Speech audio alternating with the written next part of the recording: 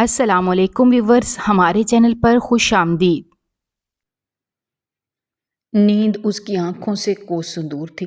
लारेब का चेहरा बार बार उसकी नज़रों के सामने घूमता, जिससे वो बेचैन हो जाता। उस लड़की को इसकी ज़िंदगी में आए हुए तकरीबन 3 महीने गुजर गए थे। इस दौरान उस एक बार भी उसने अपनी बीवी से प्यार से बात नहीं की थी, और ना ही कभी उसे प्यार भरी एक नज़र से देखा था। वो जानता था कि उसकी ये हरकतें उसकी बीवी को तकलीफ़ पहुंचाती हैं, मगर वो खुद भी बेबस था। जितनी बड़ी गलती उसकी बीवी का उसकी हनान के नज़दीक कोई माफ़ी नहीं थी, और उसकी सिर्फ़ और सिर्फ एक सज़ा थी कि वो सारी ज़िंदगी इस लड़की को भी उसी तकलीफ़ से गुजारता जिस तकलीफ़ से वो गुजरा था। दस्तक की आवाज़ पर वो अपने बिस्तर पर उठ बैठा और चौंक कर दरवाजे की तरफ देखने लगा। दोबारा से दस्तक हुई तो इसने अंदर आने की इजाज़त दे दी। नौशीन बेगम तेज़ी से कमरे के अंदर दाखिल हुई और उसके करीब आकर बैठ गई। उनकी सांस बुरी तरह से फूली हुई थी। वो काफ़ी परेशान नज़र आ रही थी। अपनी माँ को इस हालत में देखकर वो हैरान रह गया और पूछने लगा, क्या हो गया है अम्मी जान? रात के इस पहर आपका मेरे कमरे में कैसे आना हुआ? उन्होंने इस बात को मुकम्मल तौर पर नज़रअंदाज किया और अपने बेटे को कहने लगी, शुक्र है कि तुम जाग रहे हो, वरना अगर मैं तुमसे सुबह इस बारे में बात करती तो बहुत देर हो जाती। आखिर ऐसी कौन सी नौबत आ गई है अब के? इसने झुंझलाते हुए कहा।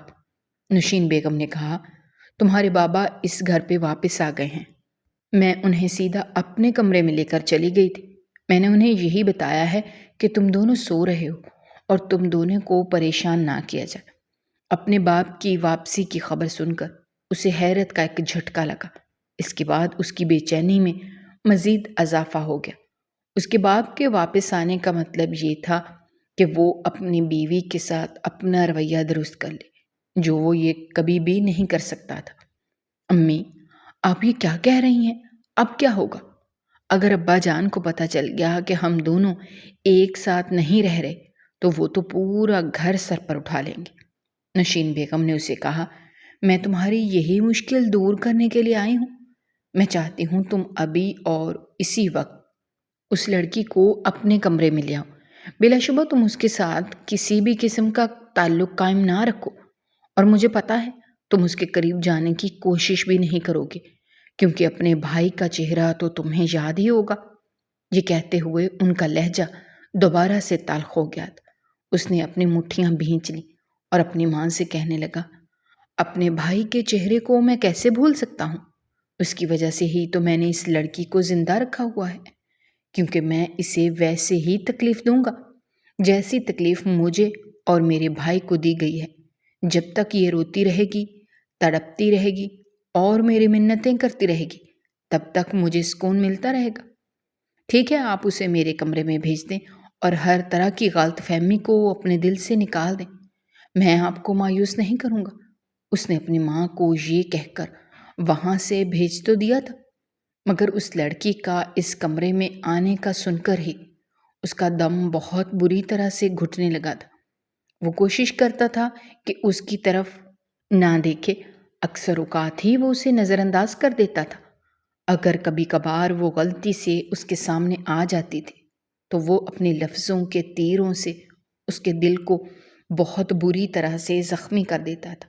उसे कमरे में बैठे हुए मज़ीद 1 घंटा गुजरा था कि दोबारा से एक कमरे के दरवाजे पर दस्तक हुई। अच्छी तरह से वो जानता था कि ये दस्तक देने वाली औरत कौन है। उसने खामोशी से जाकर दरवाज़ा खोल दिया। लारैब ने जब अपने सामने खड़े इस वजीहा शख्स को देखा तो चंद लम्हों के लिए देखती ही रह गई। उसका शौहर बिलाशुबा हुस्न का मुजस्मा था, जो कि उस वक्त मज़ीद हसीन लग रहा था। उसकी सुर्ख आंखें और उसके माथे पर बिखरे हुए बाल लारैब की धड़कन को बढ़ा गए।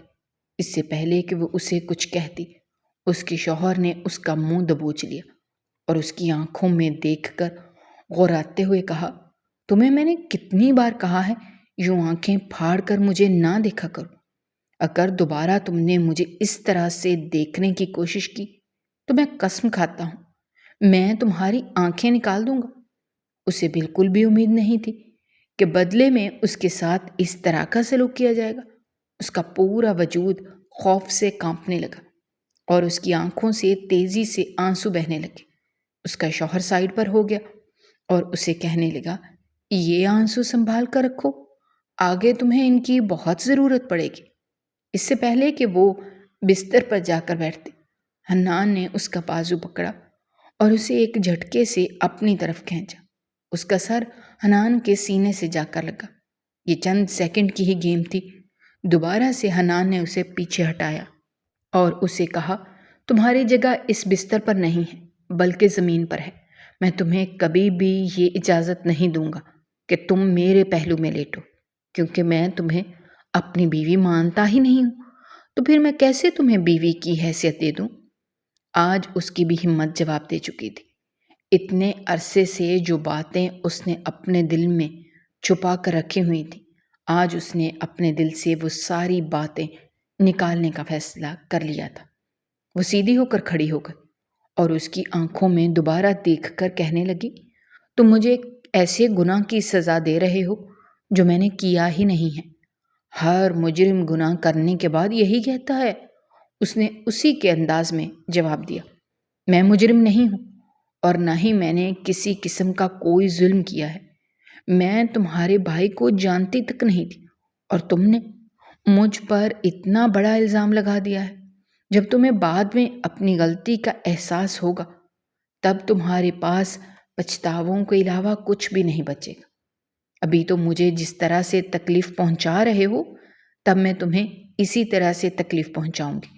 تم میری منتیں کرو گے، میرے پاؤں پڑو گے، لیکن میں تمہیں کبھی بھی معاف نہیں کروں گی اور نہ ہی تمہارے چہرے کی طرف سر اٹھا کر دیکھوں گی۔ تم سوچ بھی نہیں سکتے کہ مجھے تم سے کس طرح زیادہ نفرت محسوس ہو رہی ہے۔ مجھے سمجھ نہیں آ رہی کہ میں تمہیں کیسے یقین دلاؤں، کیونکہ باتوں سے تو تمہیں یقین نہیں آ رہا اور میرے پاس کوئی اس طرح کا ثبوت ہے نہیں جو میں تمہیں دکھا سکوں۔ بے ساختہ حنان شاہ کا ہاتھ اٹھا اور اس کے چہرے پر نشان چھوڑ گیا۔ وہ اس سب کے لیے بالکل بھی تیار نہیں تھی۔ زندگی میں پہلی بار اس شخص نے اس عورت پر ہاتھ اٹھایا تھا۔ اس کے بعد اس نے اس کو بالوں سے پکڑ لیا اور غراتے ہوئے کہنے لگا، تمہیں میں نے پہلے بھی ایک بار یہ بات سمجھائی تھی کہ ہمارے گھر کی عورتیں مردوں کے سامنے اونچی آواز میں بات نہیں کرتی، اور کبھی کوئی عورت اس طرح سے بات کرنے کی کوشش کرے تو اس کی زبان کھینچ لی جاتی ہے۔ لگتا ہے کہ تمہیں اس وقت میری بات سمجھ میں نہیں آئی تھی۔ تم الفاظ کی زبان بہت کم سمجھتی ہو۔ میں نے کئی بار یہ چیز نوٹ کی ہے کہ جب تک تمہیں مارا نہ جائے یا جب تک تمہیں تکلیف نہ پہنچائی جائے تب تک وہ بات تمہارے دماغ میں نہیں بیٹھتی۔ یہ کہہ کر اس نے زور زور سے اس کے دماغ پر ہاتھ مارا اور پھر اس کے ساتھ ہی اسے زمین پر دھکا دے کر ایک کمبل اس پر پھینک کر کہنے لگا، آج تم یہاں پر ہی سوگے، بلکہ آج کے بعد تمہاری جگہ صرف اور صرف یہیں پر ہی ہے۔ یہ بھی تم پر اس لیے احسان کر رہا ہوں کیونکہ میرے ابا جان واپس آ گئے ہیں، اور اگر ان کے سامنے تم نے مظلوم بننے کی کوشش کی یا میری کوئی شکایت لگانے کی کوشش کی تو پھر دیکھ لینا، نہ صرف تمہیں ذلیل و رسوا کر دوں گا بلکہ اس کے ساتھ ساتھ تمہارے والدین کو بھی کسی کو منہ دکھانے کے قابل نہیں چھوڑوں گا۔ اپنے والدین کا نام سن کر وہ تڑپ اٹھی اور اسے کہنے لگی، خدا کے لیے اماں ابا کو کسی قسم کی کوئی تکلیف نہ پہنچانا۔ تم میرے ساتھ جو کچھ کرنا چاہتے ہو کر لو، میں کبھی بھی تمہارے سامنے آواز نہیں اٹھاؤں گی اور نہ ہی کبھی تم سے حساب مانگوں گی، لیکن خدا کے لیے میرے خاندان کو بخش دو۔ بی بی، میں نے تمہیں تکلیف دینے کا فیصلہ کیا ہے اور تکلیف کس طرح سے دینی ہے یہ بھی میں ہی ڈیسائیڈ کروں گا۔ چلو اب زیادہ باتیں مت کرو، ویسے بھی تمہاری وجہ سے میرا بہت سارا وقت ضائع ہو گیا ہے، صبح میں نے آفس بھی جانا ہے۔ یہ کہہ کر اس نے کمرے کی لائٹ آف کر دی اور خود بیڈ پر جا کر لیٹ گیا۔ تھوڑی ہی دیر کے بعد کمرے میں سسکیوں کی آواز گونجنے لگی۔ اس کے سر میں پہلے ہی شدید درد ہو رہا تھا اور ابھی اس لڑکی کے رونے کی آواز سن کر اسے لگ رہا تھا کہ اس کا سر پھٹ جائے گا۔ اب کی بار وہ اونچی آواز میں چلایا اور کہنے لگا، اپنی آواز ابھی اور اسی وقت بند کر دو، ورنہ اگر میں نے بند کی تو تمہیں میرا انداز پسند نہیں آئے گا۔ اس کے بعد مکمل طور پر خاموشی چھا گئی تھی۔ وہ اندازہ نہیں لگا پا رہا تھا کہ لاریب سو گئی ہے یا ڈر گئی ہے۔ خیر جو بھی تھا، وہ پرسکون ہو کر سو گیا۔ جب صبح اس کی آنکھ کھلی تو اس نے دیکھا اس کے دائیں جانب بیڈ کے اوپر سر رکھ کر اس انداز میں لیٹی ہوئی تھی کہ اس کے دونوں ہاتھ اور سر بیڈ کے اوپر تھا، جبکہ اس کا نچلا حصہ بیڈ کے نیچے تھا۔ وہ اس وقت بہت ہی معصوم لگ رہی تھی۔ یوں لگ رہا تھا جیسے اس سے زیادہ پاکیزہ اور گناہوں سے پاک لڑکی کو اس دنیا میں ہی نہ ہو۔ چند لمحوں تک وہ بے ساختہ اس کے چہرے کو دیکھتا رہا، لیکن جب اسے اپنے بھائی کی یاد آئی تو اس کے جذبات یکدم ہی بدل گئے۔ اب وہ اس کے چہرے کو شوق سے نہیں دیکھ رہا تھا، بلکہ اب اس کے دل میں صرف اور صرف نفرت بھری ہوئی تھی۔ اس نے قریب پڑا ہوا جگ اٹھایا اور اسے اپنے بیوی کے چہرے پر انڈھیل دیا۔ وہ ایک جھٹکے سے اٹھی اور گہرے گہرے سانس لینے لگی۔ جب اس نے نظر اٹھا کر دیکھا تو سامنے اپنے شوہر کو پایا۔ اس نے برا سا منہ بنایا۔ تھوڑی ہی دیر پہلے وہ بہت ہی پیارا خواب دکھ رہی تھی جو اس کے شوہر نامدار نے غارت کر دیا تھا۔ تمہیں میں نے کہا بھی تھا تم میرے بیڈ پر نہیں بیٹھو گی۔ اس سے پہلے کہ وہ جواب دیتی دروازے پر دستک ہوئی۔ باہر سے اسے اپنے بابا کی آواز سنائی دی۔ وہ یکدم ہی پرجوش ہو گیا اور کسی بھی چیز کا دھیان کیے بغیر جلدی سے باہر کی طرف بھاگا۔ وہ بھی اٹھ کھڑی ہوئی اور اپنے کپڑے سیدھے کرنے لگی۔ جبران صاحب تھوڑی ہی دیر کے بعد کمرے کے اندر موجود تھے اور ان دونوں کو دیکھ کر مسکرا رہے تھے۔ لاریب کو دیکھ کر انہیں بیٹی کی کمی محسوس نہیں ہوتی تھی۔ نہ جانے اس لڑکی میں ایسی کون سی بات تھی جو انہیں اس کی طرف کھینچتی تھی۔ اس کا حسن بہت ہی پاکیزہ تھا اور اس کے انداز میں بہت ہی معصومیت تھی۔ وہ سوچ بھی نہیں سکتے تھے کہ اس لڑکی نے ان کے بیٹے کی جان لی ہوگی۔ اسی وجہ سے جب بھی ان کی بیوی یا ان کا بیٹا اس لڑکی کے خلاف کوئی بات کرتے تو وہ چڑ جاتے تھے اور کہتے تھے کہ تم لوگ ثبوتوں کے بغیر کسی بھی بات کا تعین نہیں کر سکتے۔ ابھی تک ان کے بیٹے کا کیس چل رہا تھا اور ابھی تک ٹھیک مجرم نہیں ملا تھا، لیکن حنان چونکا ایک جذباتی انسان تھا اور انتظار کرنے جیسا مشکل کام تو اس نے کبھی کیا ہی نہیں تھا اور نہ ہی کبھی وہ یہ برداشت کر سکتا تھا۔ اسی وجہ سے اس نے اپنے لحاظ سے بدلہ لینے کا فیصلہ کیا اور اس لڑکی کو جا کر اپنے گھر لے آیا۔ اس کی ماں نے بھی اس معاملے میں اس کا ساتھ دیا اور اسے کہا، جب تک تم اسے اپنی بیوی بنا کر رکھو تب تک تم اسے تکلیفیں پہنچاتے رہو۔ اس طرح سے نہ صرف تمہارے بھائی کا بدلہ بھی پورا ہو جائے گا بلکہ تمہاری روح کو بھی سکون ملتا رہے گا۔ وہ اپنی ماں کا کہا ہوا ہی پورا کر رہا تھا۔ تم دونوں کو خوش دیکھ کر مجھے لگ رہا ہے کہ سب کچھ ٹھیک چل رہا ہے۔ بس میں چاہتا ہوں تم دونوں ایک نارمل میاں بیوی کی طرح زندگی گزارو۔ تمہارے درمیان جتنی بھی دوریاں آ گئی ہیں ان سب دوریوں کو ختم کر دو۔ جی بابا جان، آپ بالکل بے فکر ہو جائیں۔ میں اپنی بیوی کا بہت زیادہ خیال رکھوں گا اور اس کی آنکھوں میں کبھی بھی آنسو نہیں آنے دوں گا۔ اس نے ماضی میں جتنی بھی تکلیفیں اٹھائی ہیں اور میں نے اس کے ساتھ جتنی بھی زیادتیاں کی ہیں، میں بہت جلد ان سب کا مداوع کر دوں گا۔ یہ کہہ کر اس نے اپنی بیوی کے کندھے کے گرد ہاتھ پھیلایا اور مسکرا دیا۔ لاریب کا تو دل کر رہا تھا کہ وہ اس جھوٹے انسان کا منہ نوچ ڈالے جس نے ابھی کل ہی رات اسے اچھی خاصی تکلیف پہنچائی تھی اور اس کے چہرے پر ہاتھ بھی اٹھایا تھا۔ اگر وہ چاہتی تو اسی وقت اس کا پول کھول دیتی، اگر وہ جانتی تھی کہ اس کے بعد اس کے ساتھ بھی بہت برا سلوک کیا جائے گا۔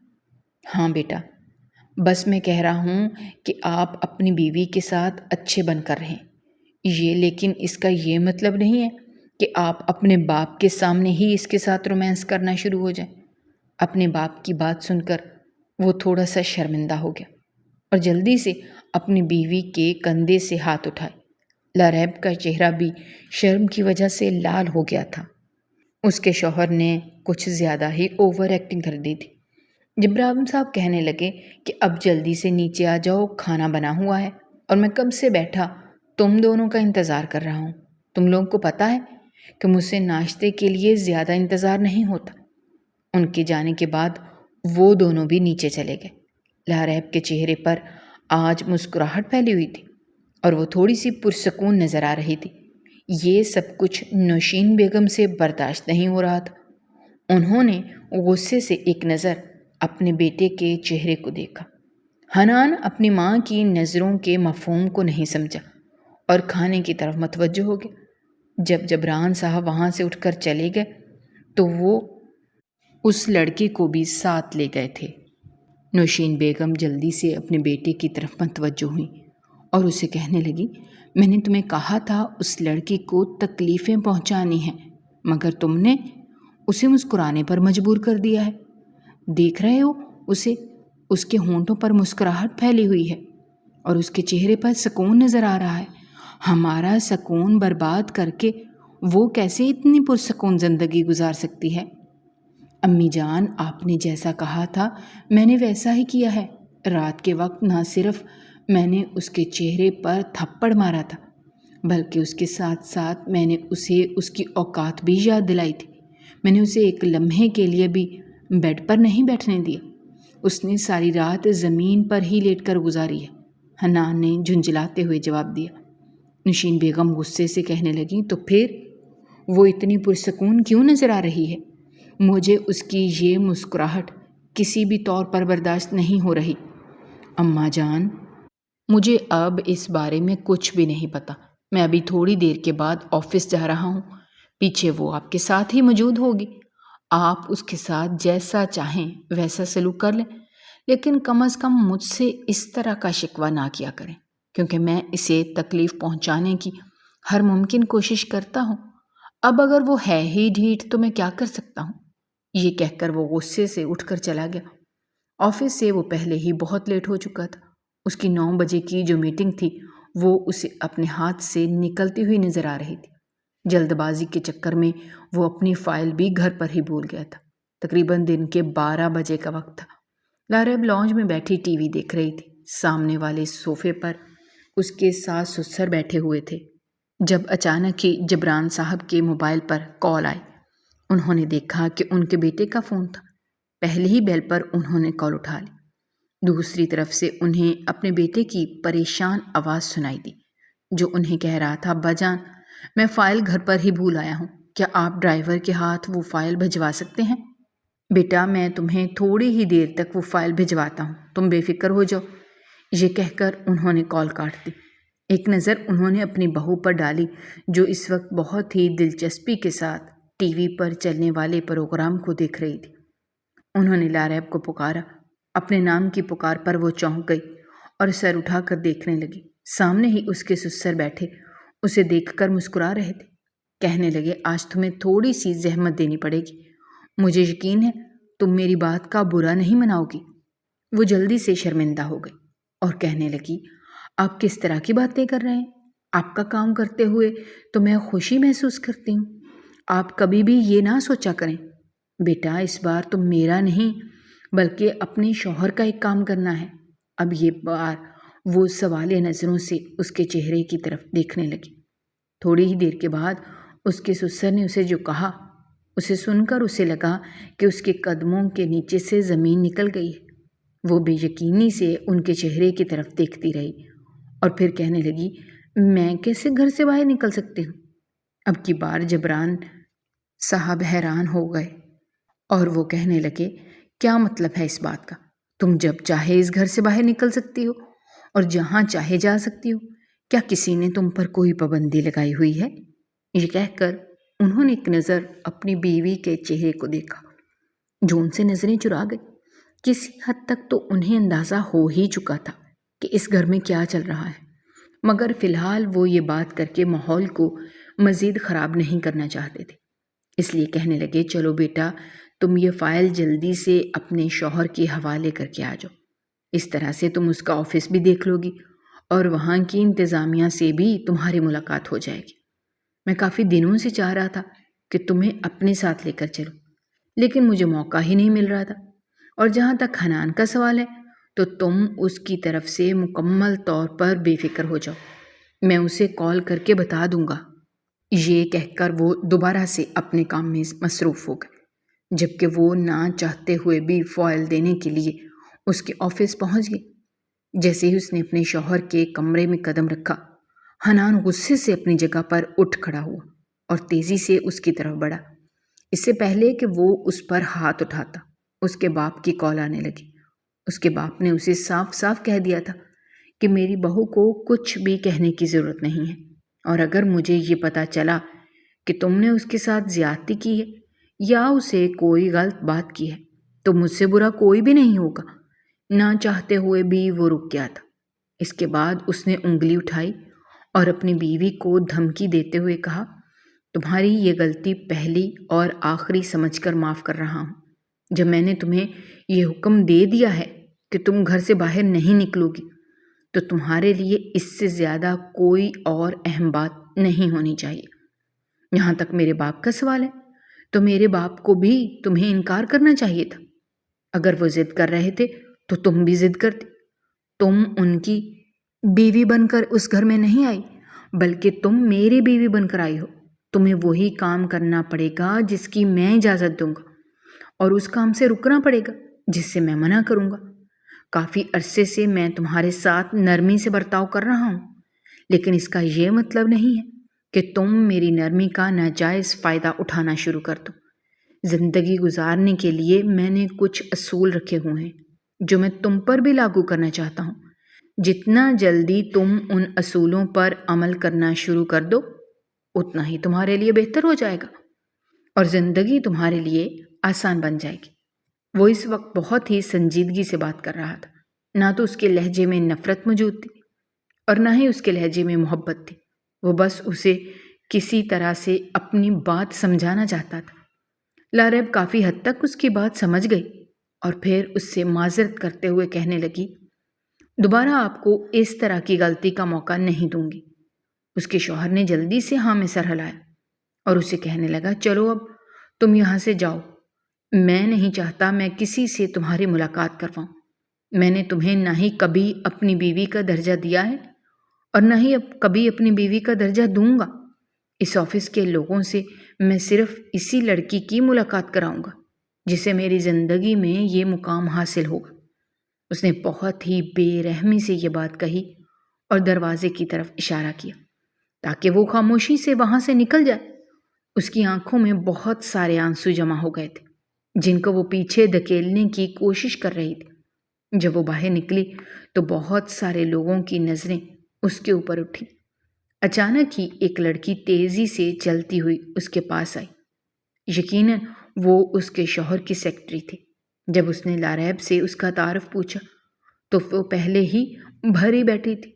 ایک لمحے کی دیری کیے بغیر اس نے اپنے شوہر کا راز کھول دیا اور سب لوگوں کو یہ بتا دیا کہ وہ اس کی بیوی ہے۔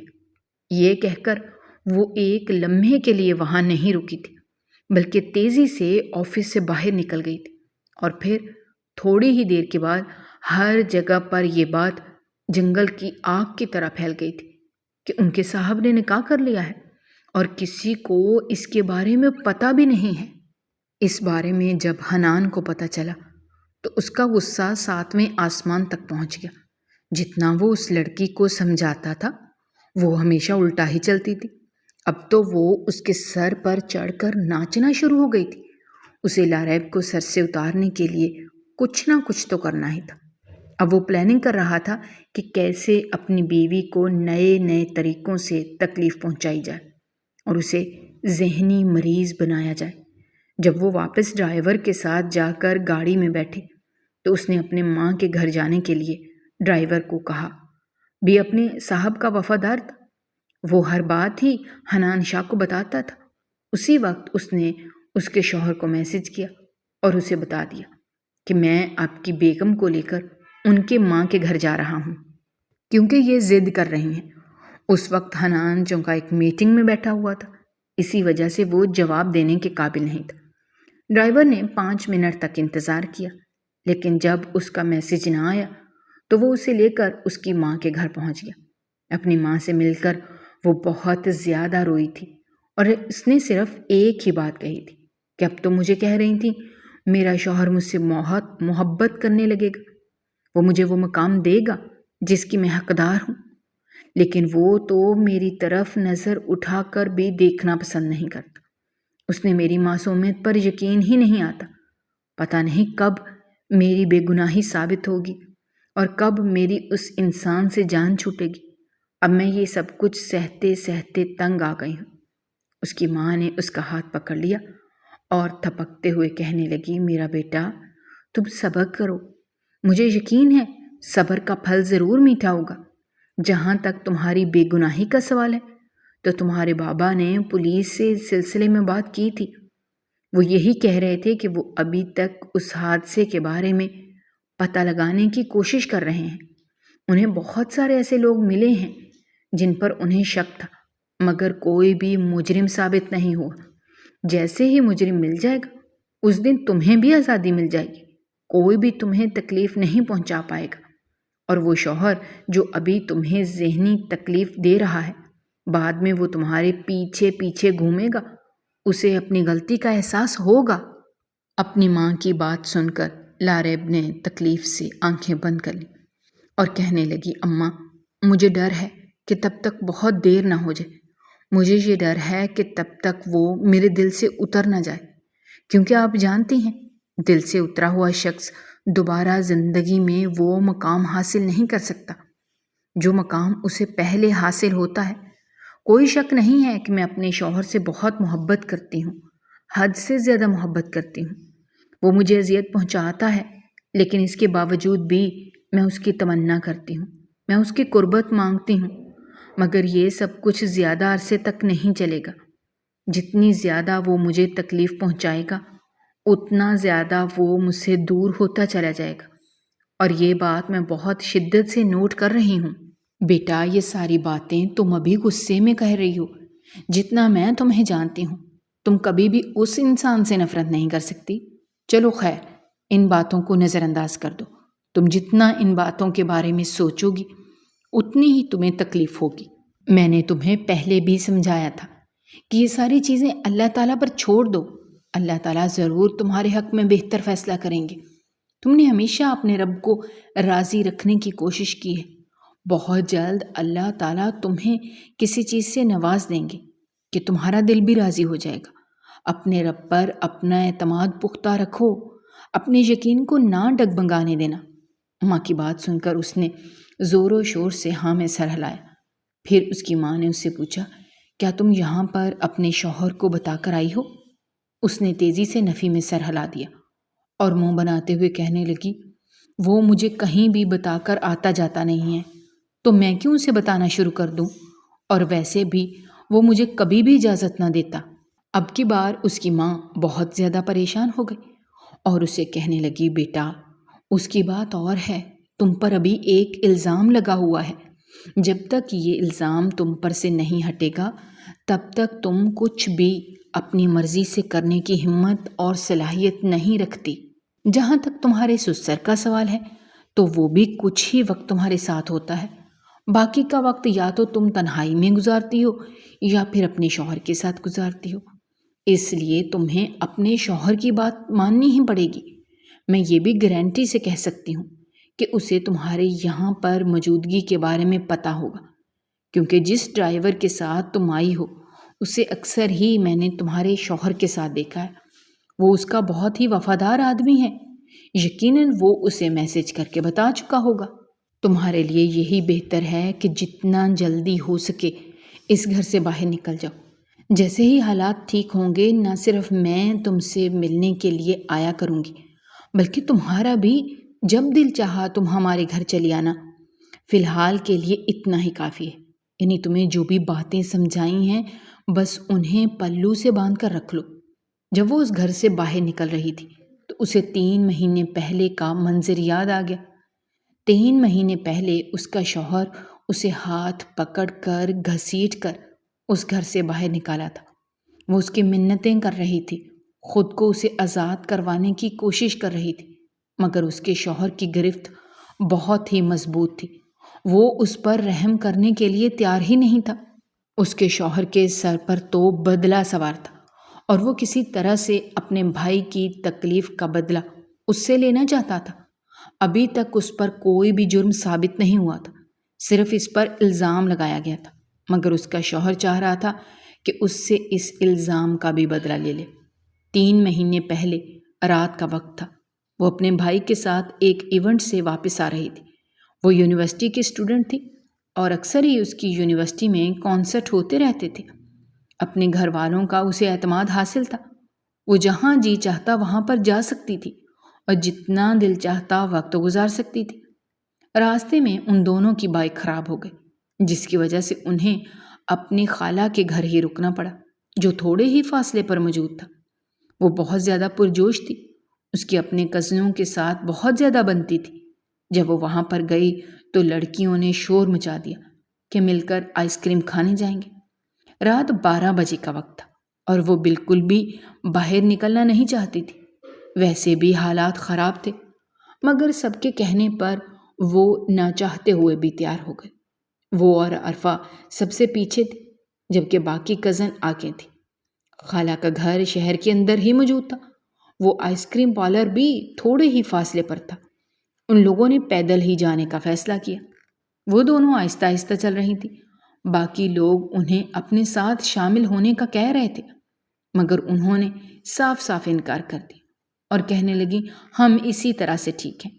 وہ اسے اپنی زندگی کا قصہ سنا رہی تھی کہ یہ اچانک ہی وہ دونوں ایک چیخ کی آواز پر چونک گئیں۔ وہ ایک مردانہ چیخ تھی۔ ایک آدمی بہت ہی تکلیف میں لگ رہا تھا۔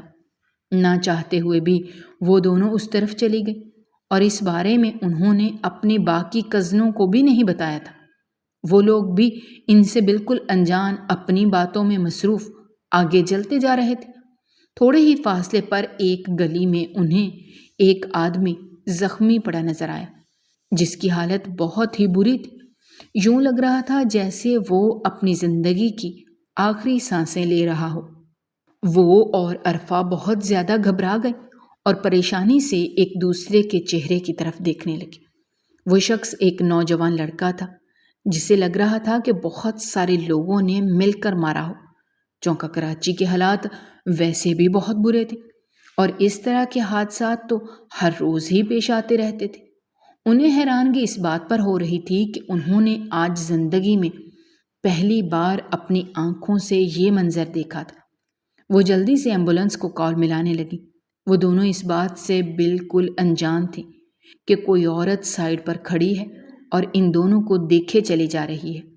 لاریب نے حد سے زیادہ بہادری کا مظاہرہ کر دیا تھا۔ اس نے اپنی کزن سے کہا تم جلدی سے جا کر باقی کزنوں کو اطلاع دو، تب تک میں اس کے پاس رکتی ہوں۔ عرفہ اسے اکیلے چھوڑ کر جانے کے لیے تیار نہیں تھی، مگر اس کی ضد کرنے پر وہ لڑکی وہاں سے چلی گئی اور پھر اس کے ساتھ ہی تھوڑی دیر کے بعد وہاں پر ایک نوجوان لڑکا پہنچ گیا جو حنان تھا۔ اسے بھی اطلاع دے دی گئی تھی، مگر اسے یہ بتایا گیا تھا کہ ایک لڑکی نے اپنے کچھ دوستوں کو بلوا کر اس کے بھائی کو بہت بری طرح سے مار پڑوائی ہے۔ جب وہ وہاں پر گیا تو وہاں پر پہلے سے ہی ایک لڑکی موجود تھی، جسے دیکھ کر اس کا پارا غصے سے ہائی ہو گیا اور ساری کہانی اس کی سمجھ میں آ گئی۔ اس نے جاتے ہی لاریب پر الزام لگا دیا۔ وہ بیچاری اس سب کے لیے تیار نہیں تھی۔ وہ تو یہاں پر مدد کرنے کے لیے آئی تھی، نہیں جانتی تھی کہ خود ہی ایک مشکل میں پھنس جائے گی۔ وہ شخص اپنے بھائی کو لے کر اسپتال کی طرف نکل گیا، جبکہ لاریب کی کزن عرفہ بھی وہاں پر آ گئی اور وہ اس کے ساتھ واپس چلی گئی۔ وہ بہت زیادہ ڈری ہوئی تھی کیونکہ حنان نے اسے دھمکیاں دی تھیں اور کہا تھا کہ اگر اس کے بھائی کو کچھ بھی ہوا تو وہ اس کی زندگی اجیرن بنا دے گا اور اسے ایسی ایسی تکلیفیں دے گا کہ وہ ساری زندگی روتی رہے گی، مگر وہ کبھی بھی اس پر رحم نہیں کرے گا۔ وہ اپنے الفاظ کا سچا اور پکا لگ رہا تھا۔ اس بیچاری کی بدقسمتی یہ تھی کہ مرنے سے پہلے اس کے بھائی نے صرف اور صرف ایک لڑکی کا نام لیا تھا۔ جب وہ بے ہوش ہو رہا تھا تب اس کے کانوں میں صرف اور صرف ایک نام پر رہا تھا اور وہ لاریب کا تھا جو کہ عرفہ بار بار پکار رہی تھی، بس وہی اس کی زبان پر ٹھہر گیا تھا۔ جب حنان نے یہ سنا تو اسے پکا یقین ہو گیا کہ اس کے ساتھ یہ سب کچھ کرنے والی کوئی اور نہیں بلکہ وہ لڑکی ہی ہے۔ اگلے ہی دن وہ اس کے گھر پہنچ گیا اور اس پر الزام لگا دیا۔ پولیس فی الحال اس لڑکی پر ہاتھ ڈالنے کے لیے تیار نہیں تھی کیونکہ کوئی بھی ٹھوس ثبوت موجود نہیں تھا، اور جہاں تک نام کا سوال تھا تو وہ کہیں لڑکیوں کا ہو سکتا تھا، اس لیے انہوں نے بھی ابھی تک اسے جیل میں ڈالنے کا فیصلہ نہیں کیا تھا، مگر حنان نے خود ہی اسے سزا سنانے کا فیصلہ کر دیا تھا۔ وہ اس کے خلاف جانا چاہتی تھی لیکن نہیں جا پا رہی تھی کیونکہ وہ انسان حد سے زیادہ طاقتور تھا، یہاں تک کہ اس انسان سے دھمکی دی تھی کہ اگر اس نے اس سے شادی سے انکار کر دیا تو وہ اس کے پورے خاندان کو تباہ و برباد کر دے گا۔ وہ اچھی طرح سے جانتی تھی کہ حنان شاہ ایک بہت بڑا بزنس مین ہے اور وہ کرنے پر آئے تو کچھ بھی کر سکتا ہے۔ اس کی ایک چھوٹی سی ضد کی وجہ سے وہ اپنے گھر والوں کو مشکل میں نہیں ڈال سکتی تھی۔ اس نے یہ سب کچھ اپنی قسمت کا لکھا سمجھ کر قبول کر لیا تھا اور اب بس وہ صبر سے کام لے رہی تھی۔ اس کا شوہر اس کے ساتھ جیسا بھی سلوک کرتا تھا وہ خاموشی سے سہ جاتی تھی۔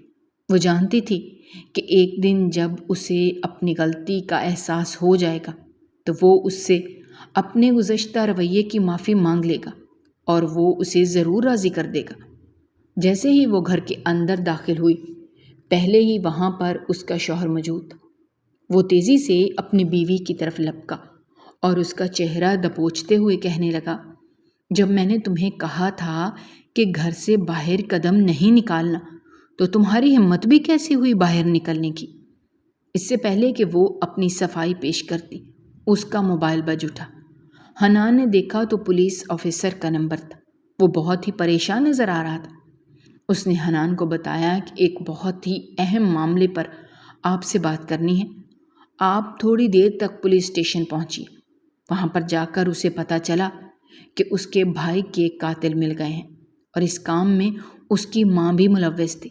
چونکہ اس کا وہ بھائی اس کا ستیلا بھائی تھا۔ اس کی ماں اس سے ہمیشہ ہی نفرت کرتی تھی۔ اس کی ماں کی خواہش تھی کہ وہ کسی طرح سے اپنے اس بیٹے کو راستے سے ہٹا سکے تاکہ ساری کی ساری جائیداد حنان کے نام ہو سکے، اور اسی لالچ میں اس نے اس کو جان سے مروا دیا تھا۔ چونکہ اس وقت لاریب وہاں پر پہنچ گئی تھی، اس وجہ سے سارا الزام اس نے لاریب پر لگا دیا تھا اور اس طرح سے وہ اس معاملے سے باہر نکل گئی تھی۔ مگر اس کی بدقسمتی یہ تھی کہ اس گلے کی CCTV فوٹیج مل گئی تھی جس میں نہ صرف وہ لڑکے بھی مل گئے تھے جس نے اس کے بھائی کو مارا تھا، بلکہ اس کے ساتھ ساتھ اس کی ماں کی تصویر بھی اس CCTV فوٹیج میں آ گئی تھی۔ صدمے سے اس کا بہت برا حال تھا۔ سب سے زیادہ غصہ اسے اپنی ذات پر آ رہا تھا۔ اپنے جذبات پن کی وجہ سے دوبارہ سے وہ ایک لڑکی کے ساتھ زیادتی کر چکا تھا۔ اسے سمجھ نہیں آ رہی تھی کہ وہ کیسے اپنی بیوی سے معافی مانگے۔ اس سے اپنی بیوی سے نظریں ملانا مشکل لگ رہا تھا۔ اس کی ساری باتیں اس کے ذہن میں گونج رہی تھیں۔ اس کی بیوی ٹھیک ہی کہتی تھی کہ جب اسے حقیقت کے بارے میں پتہ چلے گا تب وہ پچھتائے گا۔